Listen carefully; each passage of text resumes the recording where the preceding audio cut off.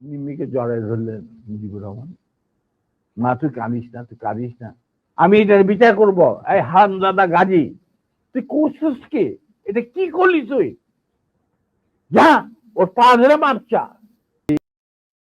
তখন আমার খালাম্মা গাজীকে বললো, গাজী সাহেব আপনি কি করছেন? আমার মেয়ের বিয়ে হচ্ছে, আর দে আর দি তারা বর পক্ষেরও কন্যা পক্ষেরও। কি হয়েছে কি? ওরা তো ব্যস্ত। ঠিক আছে চল, ওরেও ধাক্কা দিয়ে উঠায় দিল। তারপরে আমাদেরকে নিয়ে উনি গাড়ি ঘুরে চললেন। গাজী গোলমেস্তার বাসা থেকে ফোন আসছে প্রাইম মিনিস্টারের কাছে যে বাড়ির সবাই ধরে নিয়ে গেছে আর্মি। যতক্ষণ পর্যন্ত আমাদের অফিসার লেডি ওয়াইফকে না পাওয়া যাবে আমরা কাউকে ছাড়বো। আর ওই গার্মেন্ট 17 দিন যে গার্মেন্ট গেছিল মাইক্রোবাসিটি। ঘটনাটা হচ্ছে, আমার এক খালাতো বোন, তার নাম তাহমিনা, তার বিয়ে ঠিক করেছিলাম আমি আর নিম্মি কর্নেল রেজার সাথে, যে আমাদের চেয়ে জুনিয়র চাকরি। তার সাথে বিয়ে হবে, অনুষ্ঠান হবে লেডিস ক্লাবে। তো গাজী গোল মুস্তফার ছেলেরা আর তার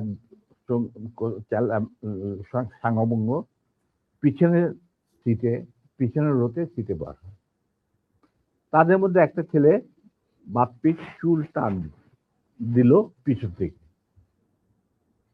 তো বাপ্পির পিছনে, ভদ্র মানুষ, বিদেশে থাকে, বিদেশে বড় হয়েছে, পিছিয়ে বললো, কিছু বলে নাই, সামনে আবার ওরা চুল টান দিল। দ্বিতীয়বার টান দেওয়ার পরে বাপ্পি পিছনে তাকে দেখো যে একটা ছেলে হাত সরিয়ে দিল।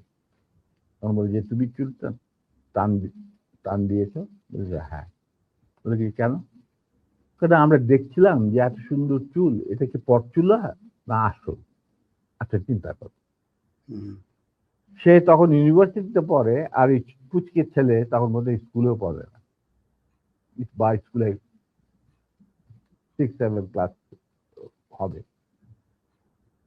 তখন বাপি বলে, বেয়াদব ছেলে, তুমি আর এখানে বসবে না, তুমি অন্য কোথাও গিয়ে বস। ওরা বেরিয়ে চলে গেল। হঠাৎ দেখলাম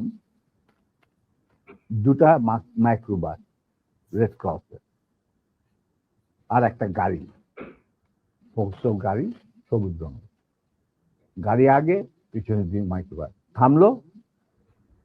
দুইটা মাইক্রোবাস থেকে প্রায় 8 জন ট্রেনগানধারী সাদা পোশাক পরা লোক নামলো, আর ফোকসো গাড়ি থেকে নামলো গাজী গোলাম মোস্তফা স্বয়ং। তার স্ত্রী কিন্তু উপস্থিত মেয়ে মহলে। আপনি আজকে উত্তেজিত করে, আমি তো জানি না যে এর মধ্যে কি ঘটনা ঘটে। ওগুলো ওঠ, এ উঠা মাইক্রোবাস। আমাকে ঠেলতে ঠেলতে নিয়ে যাচ্ছে মাইক্রোবাসে।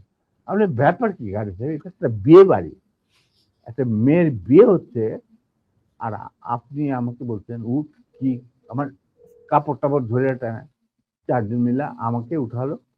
কন্যার মা উনি বেরিয়ে আসলেন। ওনারা আসলেন যে কি ব্যাপার, দেখে যেরকম আমাকে ঠেলাঠেলি করে উঠানো হচ্ছে মাইক্রোবাসে। আমি মাইক্রোবাসে উঠলাম, উঠে দেখি তখন আমার খালাম্মা গাজীকে বললো, গাজী সাহেব আপনি কি করছেন? আমার মেয়ের বিয়ে হচ্ছে, আর দে আর দি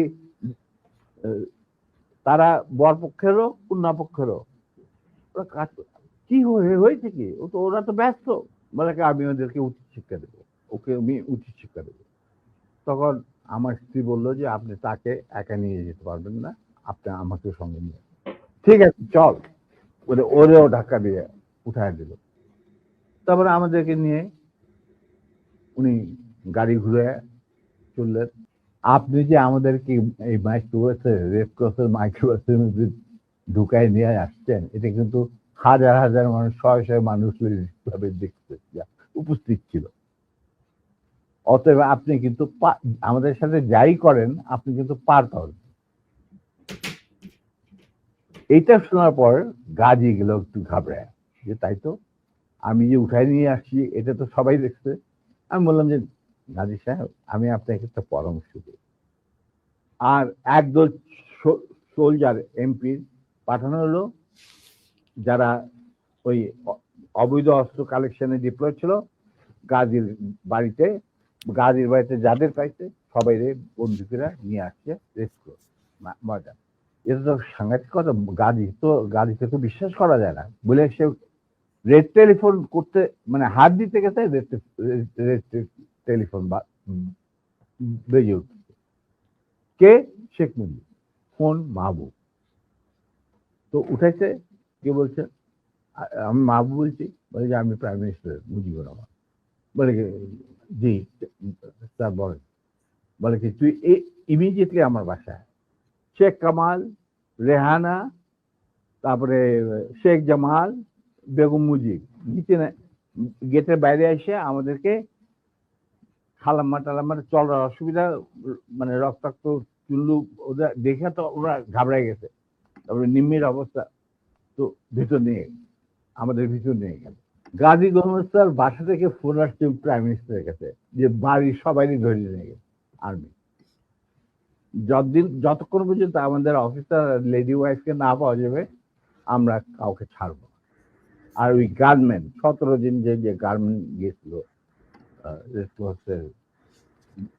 মাইক্রোবাসিটি, এই খবর শুনা গাজীরও মুখ শুকায় গেছে, মুজিবুর রহমানেরও মুখ শুকায় গেছে।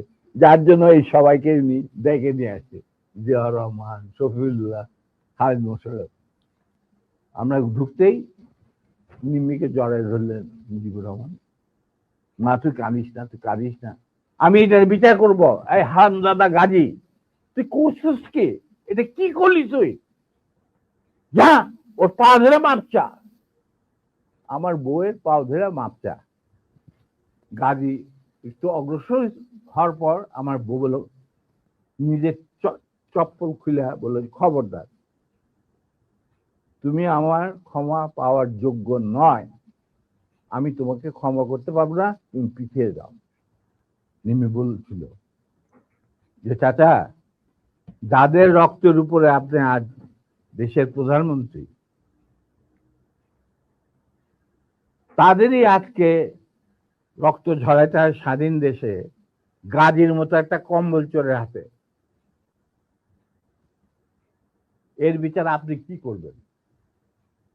আমি বিচার আল্লাহর কাছে, আল্লাহ তার বিচার করবে, আমি আপনার কাছে কোনো বিচার চাই না। তখন আবার বেগম মুজিব ওদেরকে উপরে নিয়ে যা। তো এখন উনি বললেন, ঠিক আছে দাঁড়েন, যা, আমি বিচার করব। আমি ভেরি গুড। তো এই আমার গাড়ি বাই করে ওরে বাসায় পৌঁছে দিয়ে, আপনার গাড়ি দেওয়ার দরকার নেই। বলে কেন? শোনো এক কাজ, এই গাড়িগুলো আহমদাদা তুই যাবি এদের সাথে বিহার, বাকি কাজ যে সম্পূর্ণ হয় নাই সেটা সম্পূর্ণ করার সম্পাদন করার জন্য।